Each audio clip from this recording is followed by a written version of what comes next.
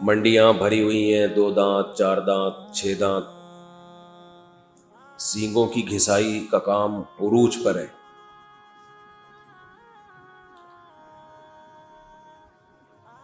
یہ ایک رونق ہے، شاعر اسلام میں سے بقرعید ہے۔ شاعر کا مطلب کوئی بھی ایسا کام، ایسی علامت جسے دیکھ کر فوراً کسی دوسری شے کا تصور ذہن میں آتا ہے۔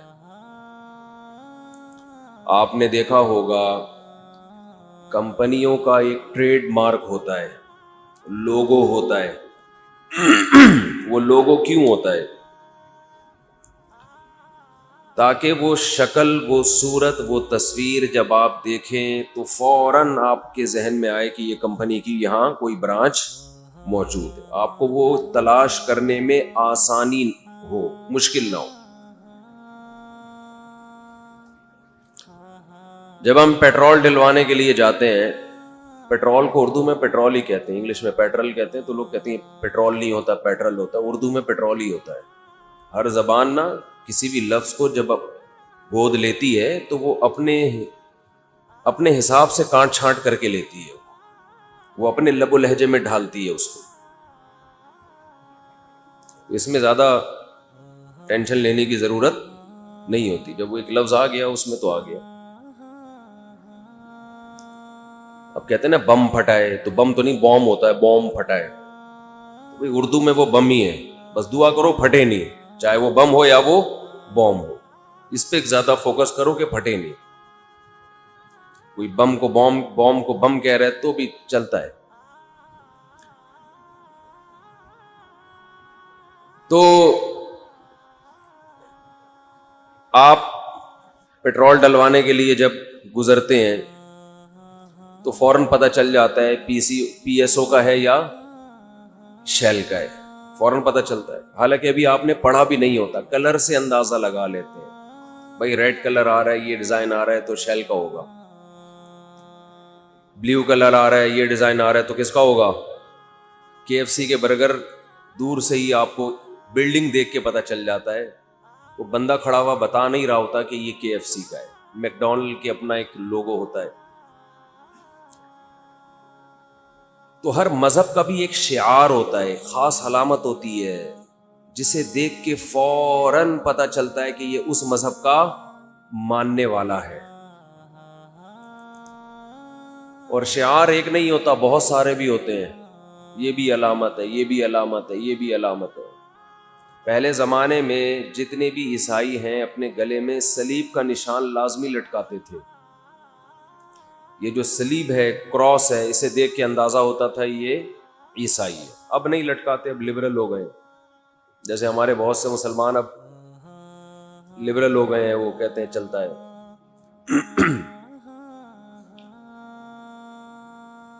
تو ایسے ہی ہر مذہب کا کوئی علامت، کوئی نشان، تو اسلام کے شعائر میں سے ایک شعیرہ، ایک شعار وہ بقرعید بھی ہے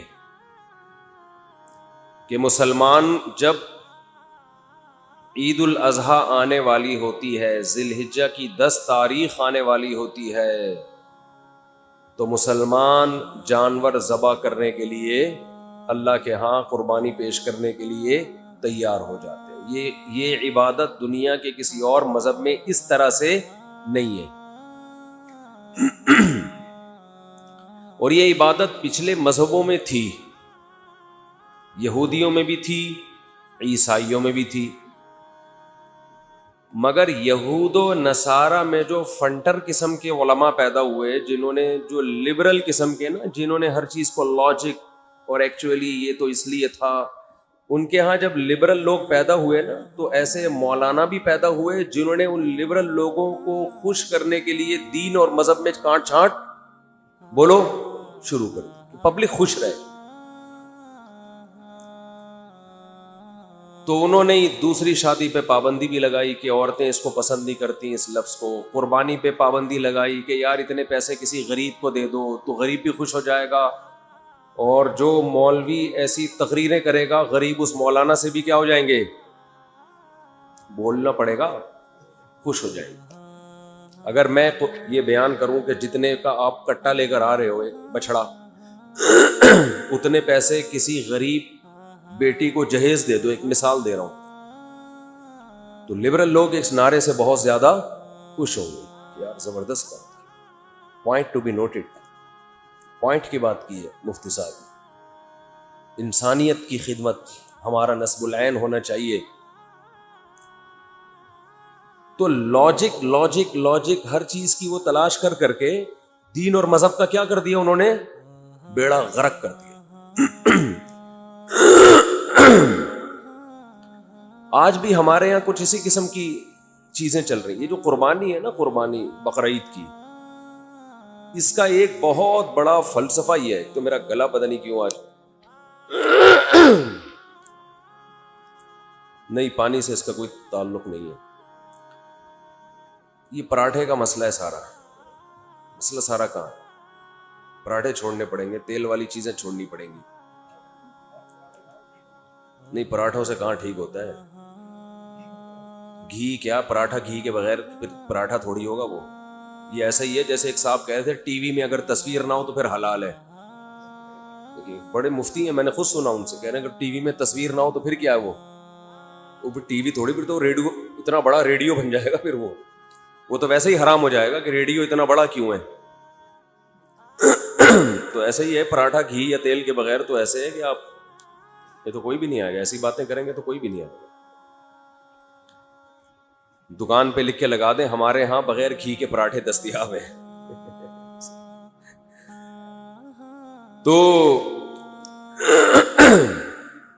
تو میں یہ عرض کر رہا تھا, کیا عرض کر رہا تھا, ہاں, تو یہود و نصارہ نے اپنے جو لبرل قسم کے لوگ ہیں نا, ان کو خوش کرنے کے لیے کیا کیا, رجم کی سزا ختم کر دی. جیسے غامدی صاحب نے رجم کی سزا کیا کر دی ہے, ختم. بڑی وحشیانہ سزا ہے نا. شادی شدہ مرد, شادی شدہ عورت اگر زنا کرے تو اسلام کہتا ہے کہ ان کو زمین میں گاڑ کے پتھروں سے مار کے ہلاک کر دو. اب یہ چیز انسان ذہنی طور پر اس سزا کو قبول نہیں کرتا, خاص طور پہ جس نے یہ جرم کر لیا وہ تو کبھی بھی مانے گا کہ یار یہ کیا ہو رہا ہے, ویسے ہی گردن اڑا دو بھائی اگر مارنا ہے, کیا خیال ہے. بلکہ لبرل لوگ کہیں گے کچھ بھی نہیں کرو, 50 روپے جرمانہ دے کے کیس ختم کرو. کیونکہ ان کی نظر میں یہ جرم اللہ کا جرم ہے نا, تو اللہ کے جرم کی کوئی برائی ان کے دلوں میں ہے نہیں. ان کے یہ صرف انسانوں کے حقوق جانتے ہیں. خدا کا مخلوق پر کیا حق ہے یہ ان کی ڈکشنری میں ہے ہی نہیں.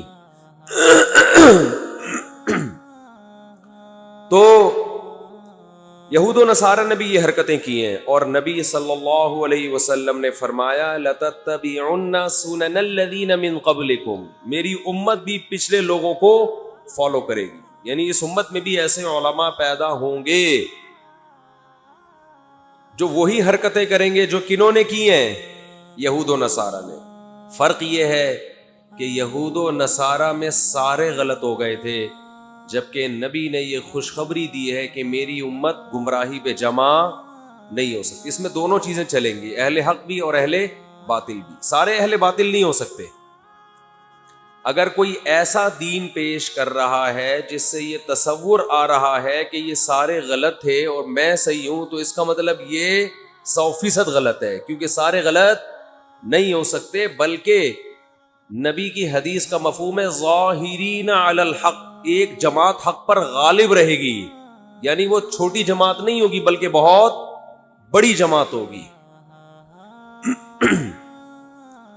تو یہود و نصارہ نے کیا گڑبڑ کی, دوسری شادی پہ پابندی لگائی. عورتیں اس ٹاپک سے کیا ہوتی ہیں, بولو, ناراض. پہلی بیوی کے آنسو دیکھے انہوں نے ترس آتا ہے, یار اس بیچاری کا کیا قصور, نے ختم. حالانکہ ان کے مذہب میں 4 سے زیادہ کی اجازت تھی, تو انہوں نے 4 کی کو بھی نہیں رکھا. انہوں نے کہا یار یہ تو عورت بیچاری روتی ہے, سالوں کو تکلیف, سسر کو تکلیف, چھوڑا یار یہ ختم. قربانی کا فلسفہ انہوں نے کیا کر دیا کہ کیا جانور کٹ رہا ہے بھائی, تڑپ رہا ہے, ٹانگیں مار رہا ہے, خون نکل رہا ہے, یہ عجیب بھیانک والا منظر, اف. تو بہتر نہیں ہے یہ پیسے کسی مسکین کو دے دو, غریب کو دے دو, ٹرسٹ کو دے دو. تو آہستہ آہستہ نا تبدیلیاں ہوتے ہوتے ہوتے نماز روزہ بھی مارکیٹ سے کیا ہو گئے, شارٹ. اب پتہ ہی نہیں ان کا رمضان کب آتا ہے کب جاتا ہے, کوئی پتہ چلتا ہے عیسائیوں کے. حالانکہ قرآن تو کہہ رہا ہے کہ تم پہ روزے ایسے فرض ہیں جیسے پچھلی امتوں پہ فرض تھے. لیکن اس امت کے علماء نے ایک کام بڑا شاندار کیا, اور یہ آج نہیں, یہ 1000 سال پہلے کر لیا. اس دین کو تحریف سے بچانے کے لیے اس امت نے یہ کام کیا کہ صدیوں پہلے فقہا نے جو ریسرچ اور تحقیق کر کے کتابوں میں لکھ دی, قرآن و سنت کی جو تحقیق, اور وہ پوری امت نے اس کو قبول کیا. تو اس امت کے اکثر علماء نے فتویٰ دیا کہ اب انہی میں سے کسی ایک تحقیق پر عمل کیا جائے گا, مزید کوئی 5ویں تحقیق کرنے کی اجازت نہیں ہے, تاکہ تحقیق کے نام پہ لوگ قرآن و سنت سے دور نہ ہو جائیں. سمجھ میں آ رہی ہے بات کہ نہیں آ رہی ہے؟ ان میں سب سے پہلے جو ریسرچ کا کام تھا, تحقیق کا کام, وہ عبداللہ بن مسعود رضی اللہ تعالی عنہ کے شاگرد, ان کے شاگرد ابراہیم نخعی, ان کے شاگرد حماد, ان کے شاگرد امام ابو حنیفہ نے شروع کیا. باقاعدہ فقہ کو ریٹن فارم میں لانا, بولو بھائی, شروع کیا کہ قرآن و حدیث کی ریسرچ کو ابھی کیا کرنا چاہیے, کتابی شکل میں بند, مسائل کو ترتیب سے لکھ لینا چاہیے. یہ حلال ہے, یہ حرام ہے, یہ جائز ہے, یہ کیا ہے, یہ ناجائز. وضو کے احکام, نماز کے احکام, زکوٰۃ کے احکام, حج کے احکام, روزے کے احکام, غنیمت کے احکام, نکاح کے احکام, طلاق کے احکام, وراثت کے احکام, کتاب الحدود, سزاؤں کے احکام, ریاستی قوانین, یہ تمام چیزیں فقہ کی کتابوں میں کیا ہو گئیں, ریٹن فارم میں لے آئے. یہی کام امام شافعی نے بھی کیا, جو امام ابو حنیفہ کے شاگرد تھے. یہی کام امام مالک نے بھی کیا, یہی کام امام احمد ابن حنبل نے بھی کیا, اور بھی فقہا نے یہ کام کیا. مگر امت نے ان چاروں کو جس طرح سے قبول کیا, کسی اور کو یہ مقبولیت نہیں ملی, کیونکہ ان کے دلائل بڑے وزنی اور جاندار تھے. تو جب یہ 4 فقہ وجود میں آئے, ان میں کچھ مسائل میں اختلاف بھی تھا, اتفاق بھی تھا. تو اس وقت کے تمام علماء کا یہ فتویٰ آج بھی, کہ اب اگر کسی نے اسلام کو فالو کرنا ہے تو اس کی تحقیق اگر ان 4 فقہا سے ٹکرائے گی تو اس تحقیق کو کہاں, دیوار پہ دے مارا جائے گا. وہ اس کی اپنی رائے ہوگی, وہ اسلام بولو نہیں ہوگا.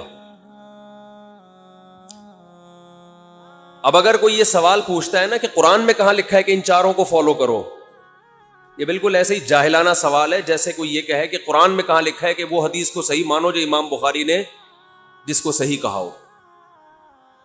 قرآن میں کہاں لکھا ہے کہ مصحف عثمانی کو فالو کرو, جو حضرت عثمان نے قرآن مرتب کیا تھا اس کو فالو کرو, کہیں لکھا ہے قرآن میں؟ بولو بھائی.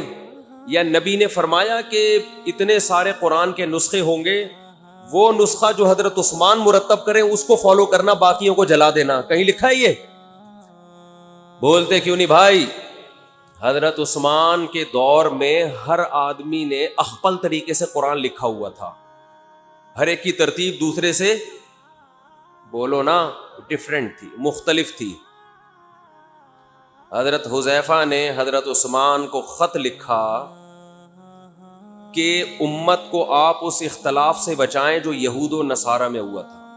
ان کی تورات میں تحریفیں شروع ہو گئیں, تو اس امت میں بھی قرآن میں کیا ہوں گی, لڑائیاں.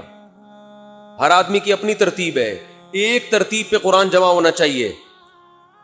حضرت عثمان نے صحابہ کو جمع کر کے ایک ترتیب پہ قرآن مرتب کیا اور باقی تمام نسخے جلا دیے, ختم کرا دیے. حالانکہ نبی نے اس کا حکم بولو نہیں دیا تھا. اور یہ جو قرآن ہم جس ترتیب سے ہم پڑھتے ہیں, پہلے سورہ بقرہ, آل عمران, نبی نے یہ ترتیب متعین بولو نا, نہیں کی ہے, لیکن آپ اس ترتیب کو چینج کر سکتے ہو؟ اب کوئی نیا قرآن لے کر آئے, یہی قرآن ہو لیکن ترتیب چینج ہو, مان لو گے اس کو؟ اور وہ یہ دلیل دے کہ قرآن میں کہاں لکھا ہے یا حدیث میں کہاں ہے کہ یہ والی ترتیب کو فالو کرنا ہے, وہ والی ترتیب کو فالو نہیں کرنا. جیسے یہ جاہلانہ اعتراض ہوگا, اسی طرح یہ بھی ایک جاہلانہ اعتراض ہے کہ 4 فقہ کو فالو کرنے کا کہاں حدیث میں لکھا ہوا ہے, 5واں کیوں نہیں بنا سکتے ہم؟ اور اس سے بڑی جہالت یہ ہے کہ وہ یہ کہیں کہ ہم 4 کو نہیں مانتے, ہم صرف قرآن و حدیث کو مانتے ہیں. اس کا مطلب یہ 4 تورات اور انجیل کو مانتے تھے, قرآن حدیث کو ماننے والے اب پیدا ہوئے ہیں 15ویں صدی میں. انہوں نے گویا تورات اور انجیل پہ ریسرچ کر کے یہ مسائل لکھے ہیں. لفاظی ہے لفاظی, جیسے عورتوں کے حقوق کے نام پہ عورت کا استحصال ہو رہا ہے نا, عورت کی آزادی کے نام پہ بیڑا کس کا